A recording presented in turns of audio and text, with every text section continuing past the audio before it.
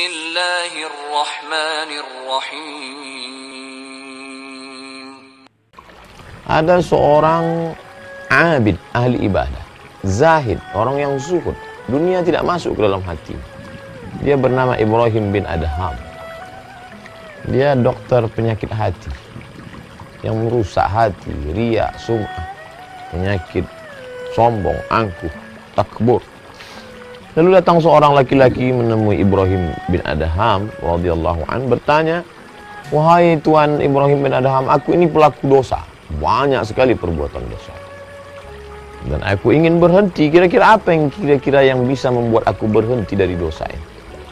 Maka Ibrahim bin Adham menjawab, 5 bilang kau lakukan, insya Allah kau berhenti dari buat dosa. Apa itu? Yang pertama, kalau ada niat dalam hatimu ingin melakukan perbuatan maksiat, jangan makan rezeki yang diberikan Allah. Ini yang pertama.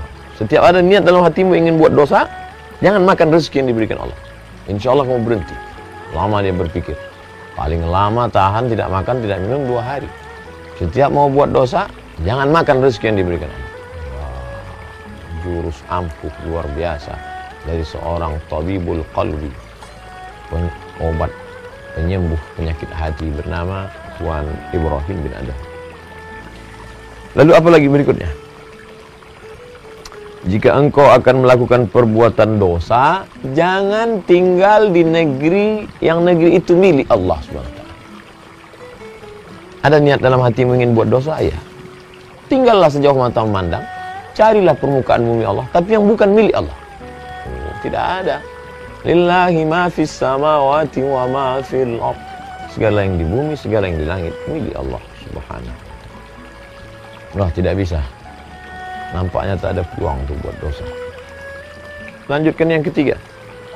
Jika ingin melakukan perbuatan dosa, cari tempat yang kira-kira di tempat itu engkau tidak dilihat oleh Allah Subhanahu.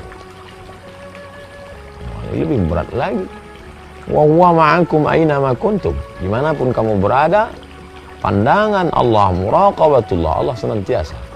Jadi kalau terlintas di hatimu ingin buat dosa, carilah di atas bukit, di tepi gunung, di tengah danau, di atas batu yang hitam, di tengah malam yang kelam. Kau tetap akan dalam pandangan Allah. La tudrikul absar wa huwa yudrikul absar. Dia tidak dapat ditangkap oleh mata, tapi dia dapat menangkap, melihat semua yang ada, punya mata di atas muka bumi Allah Subhanahu wa ta'ala. Yang keempat, ketika malaikat maut datang kepadamu akan mencabut nyawamu, katakan, tunggu. Ada dalam hatimu ingin buat dosa? Ya, silakan buat dosa. Tapi nanti ketika malaikat maut datang akan mencabut nyawamu, dapatkah engkau berkata, tunggu wahai malaikat, aku bertobat dulu? Berapa banyak orang yang mati dalam perbuatan maksiatnya, mati dalam perbuatan dosanya, mati dalam keadaan nauzubillah su'ul khatimah. Lalu kemudian yang kelima. Yang kelima ini hampir saja laki-laki itu tak lagi dapat mendengarkan ucapan Ibrahim bin Adham karena dia larut dalam tangisan. Karena betul-betul kunci pintu, tertutup peluang untuk berbuat dosa dari ucapan seorang hamba Allah.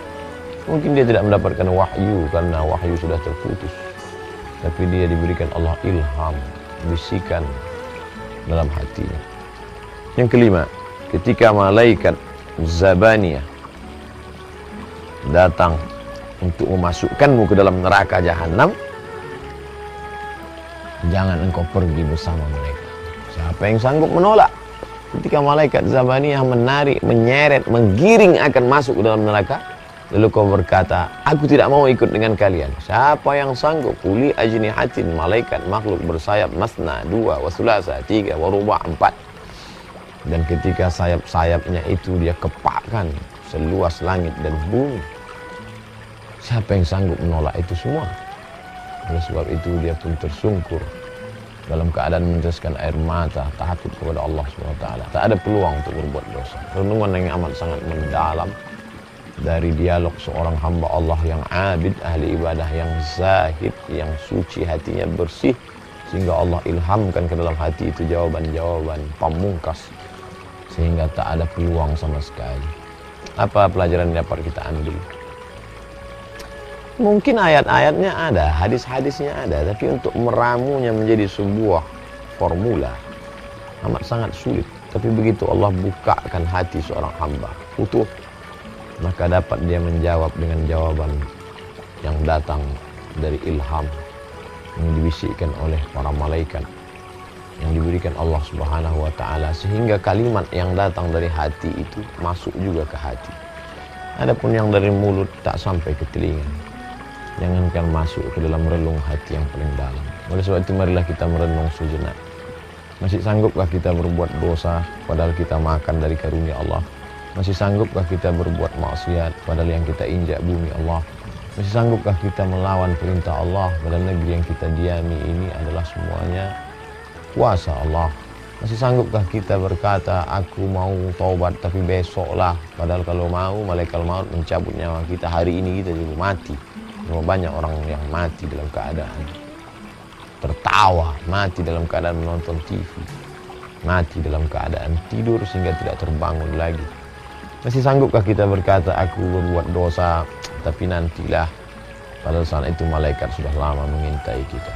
Oleh sebab itu merenung sejenak dari kisah orang-orang soleh. Fa'tabiru ya ulil absar, ambil pelajaran wahai orang-orang yang punya hati dan pikiran. Mudah-mudahan bermanfaat. Terima kasih. Assalamualaikum warahmatullahi wabarakatuh.